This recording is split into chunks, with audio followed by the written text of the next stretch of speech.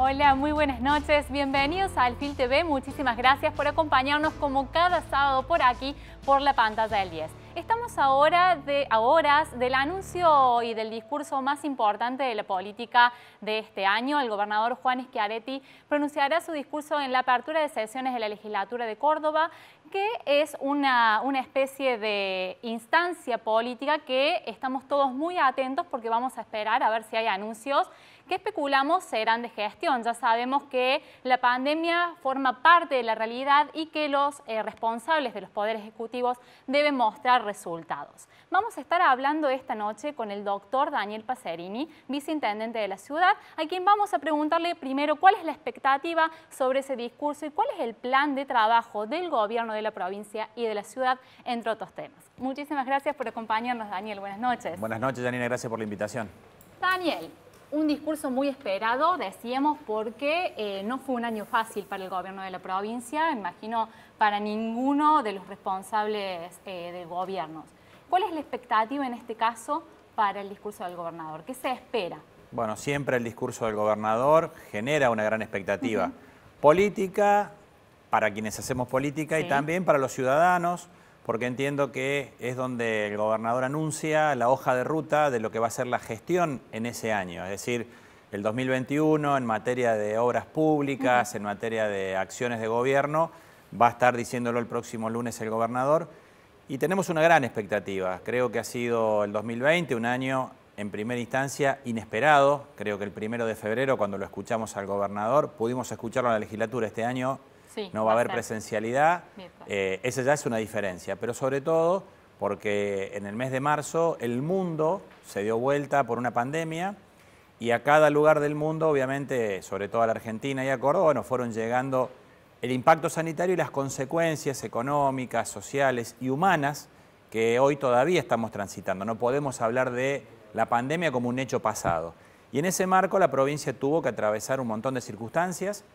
Yo estoy convencido que el gobernador Schiaretti tomó la mejor decisión cuando decidió, obviamente, poner todo el esfuerzo en la gestión sanitaria, darle, en este caso, el protagonismo conformando un COE, dándole al Ministerio de Salud el centro de la acción, obviamente con todo el resto del gobierno trabajando, pero que claramente la decisión de equipar los hospitales, de armar una estrategia que hubo que ir rectificándola sobre la marcha, porque todo fue cambiando.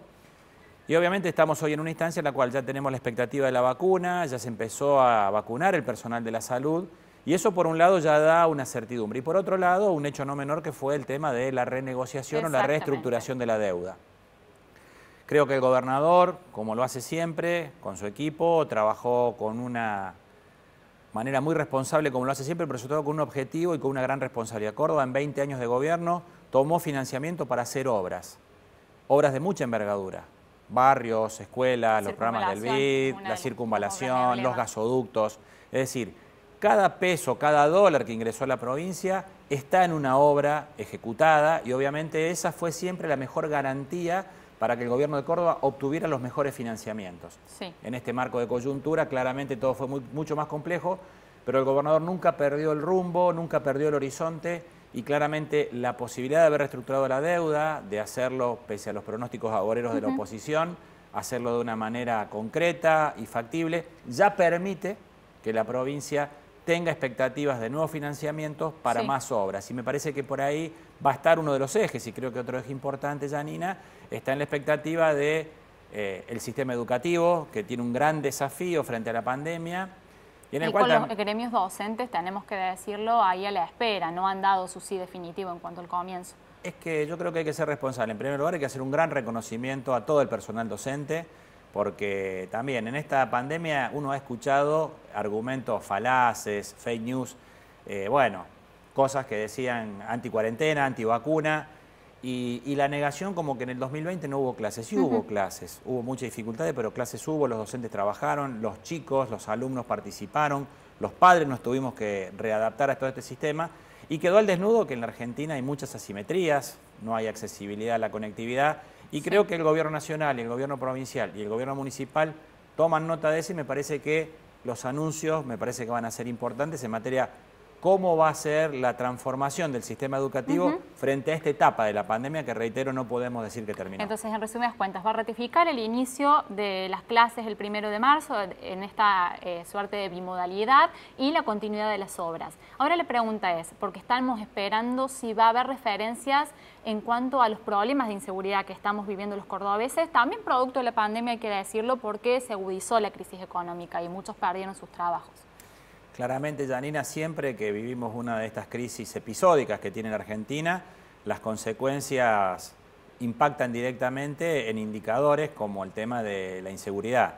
Y en ese caso, a la par de medidas directas, de acción directa, que tienen que ver seguramente con gestión del área, también tienen que ver con acciones que tienen que ver con garantizar la paz social, resguardar en cierta manera el impacto que obviamente ha generado que en la Argentina ya estemos superando el 50% de nuestra población en situación de pobreza. Exactamente. Y a partir de ese número, todas las consecuencias son negativas. Por eso creo que el gobernador, como lo hace siempre, va a hacer referencia a todos y cada uno de los problemas, pero lo va a hacer desde su lugar de gobernador, planteando soluciones y estrategias para cada uno de ellos.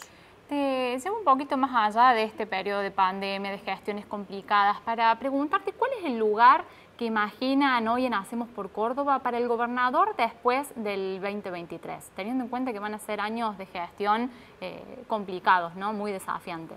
Bueno, ¿dónde lo imaginan? En primer lugar, el desafío es seguir garantizando gestiones de gobierno excelentes, que a nuestro juicio sí lo han sido desde hace 20 años, donde siempre con los vaivenes de las coyunturas, los resultados siempre fueron buenos porque la gente nos siguió acompañando.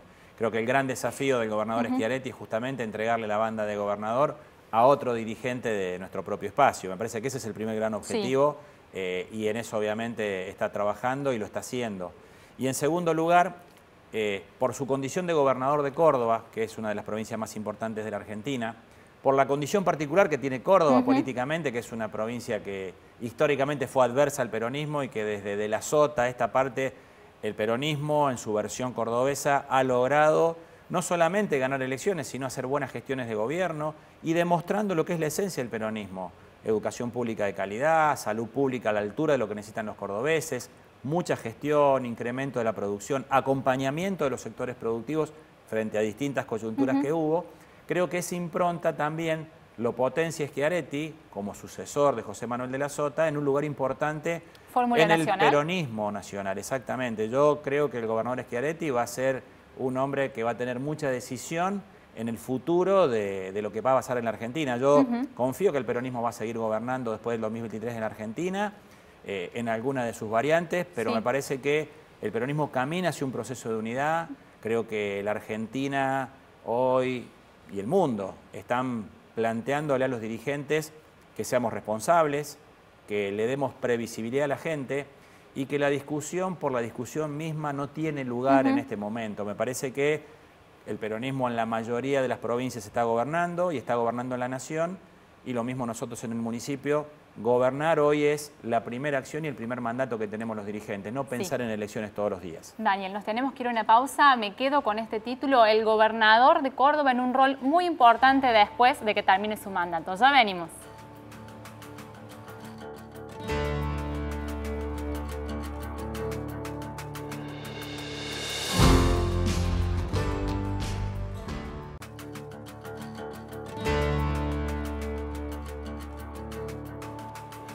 Muy bien, regresamos. Bienvenidos al segundo bloque de Alfil TV. Estamos conversando con el viceintendente de Córdoba, el doctor Daniel Pacerini, quien en el primer bloque nos dejó un título muy importante para seguir explorando. Imagina al gobernador Juan Schiaretti en un rol central en la renovación del 2023. Daniel, ahora te invito a que hagamos pie en las elecciones. Hablábamos de la unidad del peronismo. ¿Crees que se va a terminar firmando una alianza con el Frente de Todos para el turno electoral legislativo nacional? Nosotros estamos convencidos que en este momento el objetivo primordial, y lo dije en el bloque anterior, el mandamiento número 1 que tenemos, los que tenemos responsabilidad de gobernar, es gobernar, ocuparnos de esta agenda que es muy, muy complicada. Y claramente este es un año electoral, pero veo muy distante esa fecha como para tomar decisiones ahora o adelantar alguna decisión. Nosotros entendemos que hoy la gente, que es la ciudadanía que va a votar en las elecciones, en agosto si hay paso o directamente en octubre si hay un solo turno electoral, es la que nos va a requerir a quienes tenemos responsabilidad de gobierno que al llegar ese momento hayamos aprobado todas las materias. Y es decir, este año el desafío de quienes gobernamos es que haya la mayor cantidad de vacunas disponibles para cubrir y proteger a toda la población, revertir rápidamente las condiciones económicas y sociales de la pandemia. Es distinta la situación de la oposición, Janina. La oposición está demasiado preocupada en sus internas, está con una agenda, a mi juicio, muy lejana de la gente. Yo a veces veo y escucho los planteos de la oposición y realmente parece ciencia ficción, porque cuando uno lee el diario, ve la realidad, ve lo que pasa en la calle, yo creo que al 99% de los ciudadanos y las ciudadanas comunes, y a nosotros, me incluyo dentro de ellos, nos importa lo que va a pasar la semana siguiente, el mes siguiente, con la economía, con todo. De la oposición, yo creo que el peronismo sí tiene vocación de poder y supongo que deben estar pensando en cómo van a resolver este dilema que tiene hoy el gobernador, el espacio Hacemos por Córdoba, porque tenemos una provincia que es totalmente amarilla. Veía encuestas recientes de D'Alessio Irol y la consultora Berenstein y prácticamente el ranking de los 10 primeros son dirigentes de Juntos por el Cambio, están bien vistos, tienen imagen positiva y me parece que el gobernador, si no toma una decisión, pueden quedar fagocitados por esta famosa grieta. Yo no creo que no sea un elemento que esté pesando en este momento. En primer lugar, te voy a agregar una frase, además de vocación de poder, tenemos responsabilidad de poder, porque estamos gobernando. Me parece que los posicionamientos electorales o de figuras hoy son más de conocimiento e imagen que de intención electoral. Creo que Juntos por el Cambio, Cambiemos, bueno, la gente que acompañó a Macri le hizo mucho daño a la Argentina. Córdoba no es otra parte fuera de la Argentina. El gobierno de Macri destruyó la economía, generó condiciones de situaciones sociales, destruyó la educación pública, destruyó la salud pública, y me parece que eso la gente también lo toma en cuenta. Entonces, no se puede recuperar del... Me parece que por un lado hay una estrategia clara de quienes acompañan al expresidente de permanentemente buscar la confrontación con la vicepresidenta, porque me parece que ese es el negocio que ellos creen que mejor les sale, pero es un negocio que a la gente común, reitero, y creo que es nuestra responsabilidad hablarle a los ciudadanos no están interesados en eso. Me parece que estoy convencido de que Macri es parte del pasado de la Argentina, de un pasado triste, pero es parte de la realidad. La gente lo eligió presidente y a los 4 años decidió en primera vuelta que no fuera más presidente. Y creo que dejó deuda, dejó una cantidad de consecuencias que agravadas por la pandemia las estamos padeciendo todos. Entonces me parece que en octubre ojalá se discutan cosas serias, se discutan propuestas, que los dirigentes que representen en los distintos espacios políticos no tengan un discurso para la campaña y después hagan otra cosa en el Congreso. Yo siempre creo y quiero que los diputados y los senadores de Córdoba defiendan los intereses de nuestra provincia, que estén más comprometidos con la provincia y con la gente de la provincia que con los intereses de algún sector en particular. ¿Sonás como candidato para diputado?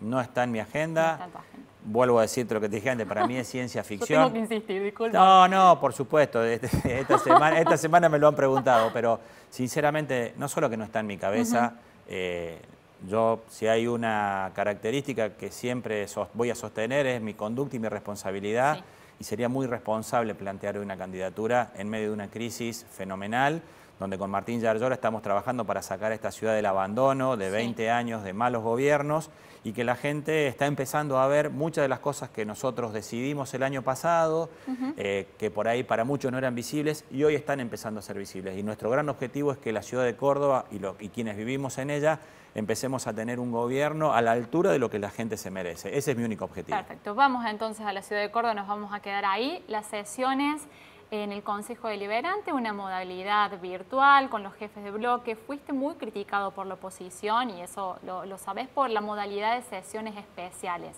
¿Cuál es tu intención o cuál va a ser la forma de trabajo que van a llevar este año, teniendo en cuenta que bueno, hay señales alentadoras como la vacuna y el regreso a la nueva normalidad de todos los sectores, ¿no?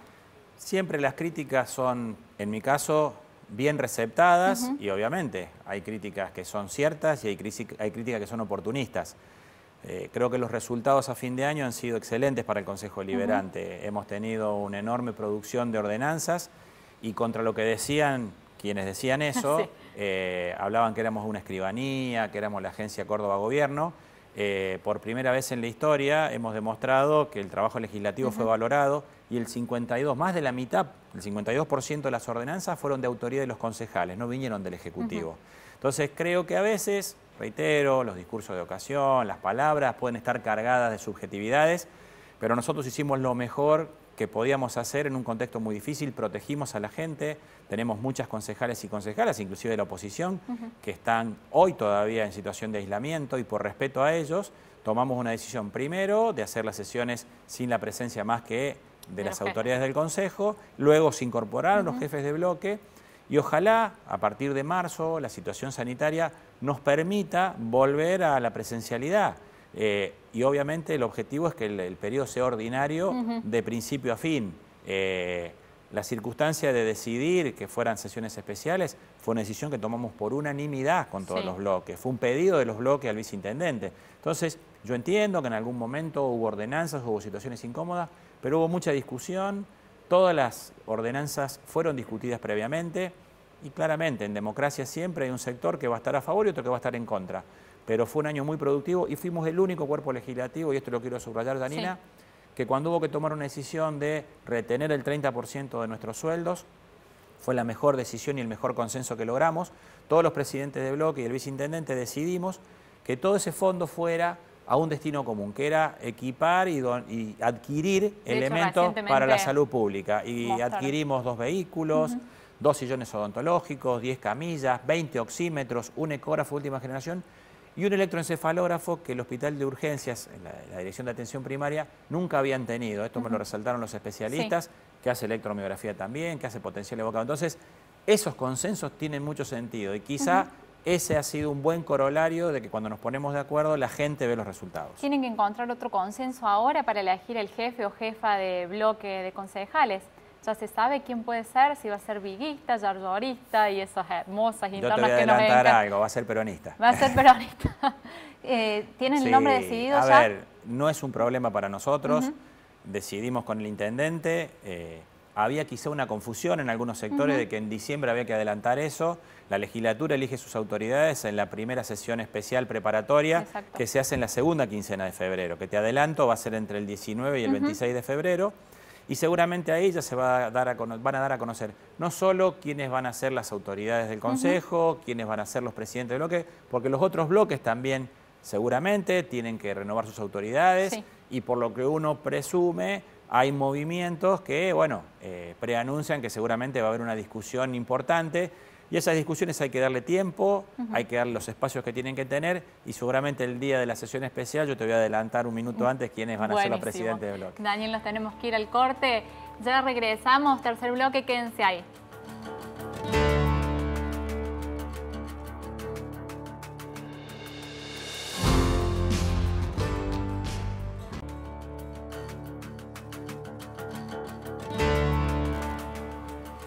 Muy bien, se nos pasa volando el programa. Le damos la bienvenida al tercer bloque con el viceintendente de Córdoba, Daniel Pacerini, en una charla muy interesante que lamento que no tengamos más tiempo porque me están quedando un montón de cosas para preguntarte. Una de la consulta clave que tenemos que hacerte, ¿qué pasa con el edificio del Consejo Deliberante? Promesa eterna de cada uno de los intendentes, de los viceintendentes, y se van y queda.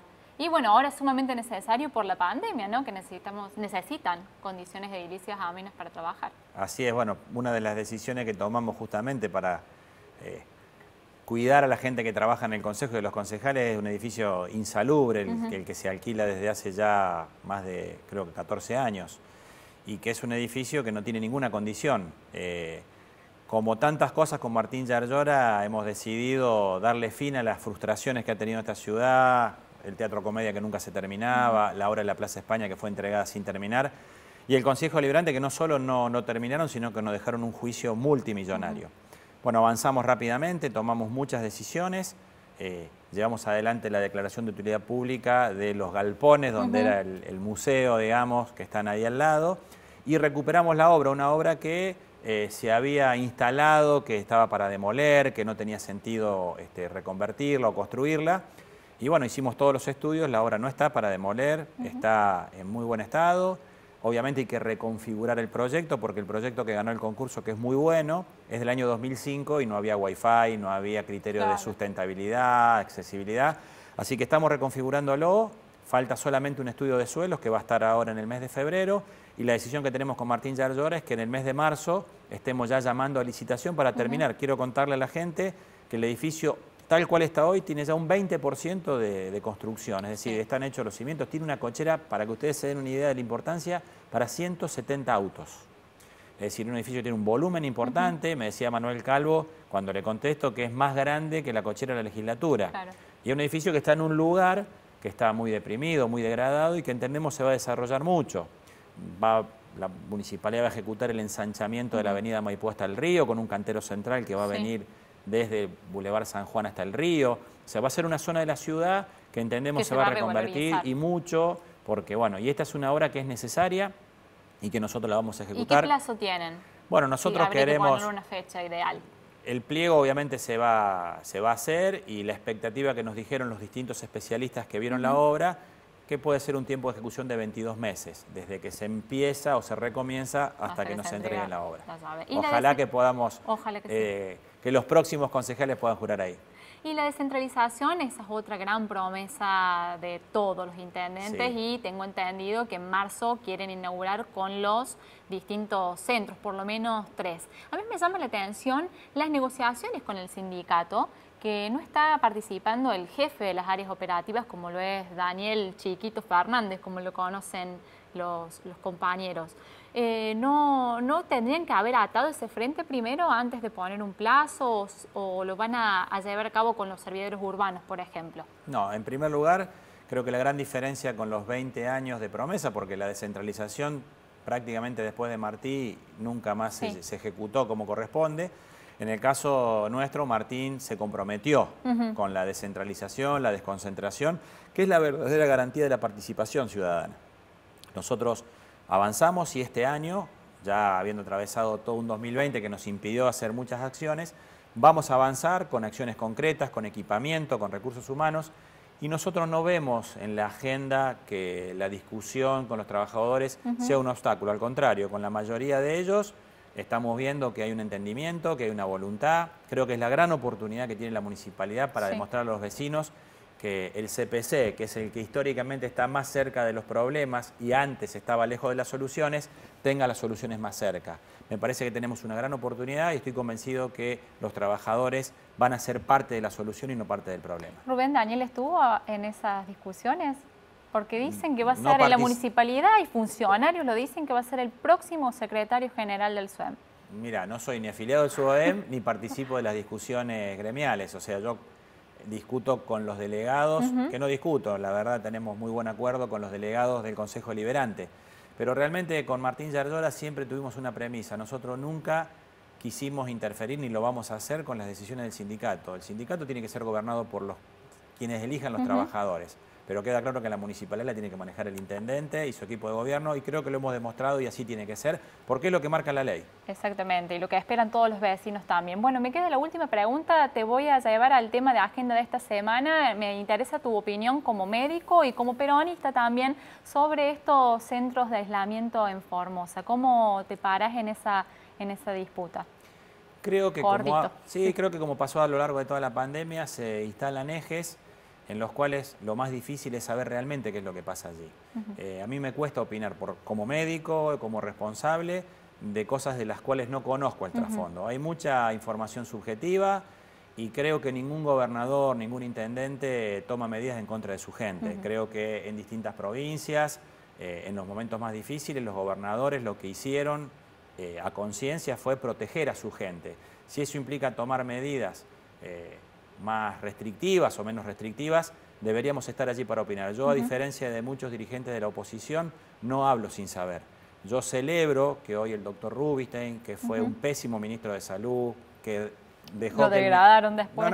Que dejó vencer millones de vacunas, hoy esté opinando de vacunas en los canales de televisión. Prefiero que opine sin saber, porque allí no hace daño. Cuando gobernó sí hizo daño. Entonces, creo que en estos casos, lo que pasa en Formosa, lo que pasó en Santiago en su momento, hay que estar en el lugar para poder opinar. Me parece que quienes gobiernan no lo hacen, entiendo yo, deliberadamente para perjudicar a la gente. Entonces me parece que, como veo que han tomado partido y ya han politizado el tema, responsablemente me parece que es una información que debería tener más conocida para poder opinar con profesionalidad. Bueno, muchísimas gracias por acompañarnos esta noche. Te agradezco la gentileza. No, Janina, gracias por la invitación y felicitaciones por el programa. Gracias. Nosotros nos despedimos. Pueden revivir este programa en nuestro canal de YouTube. Nos encontramos dentro de 7 días. Buenas noches.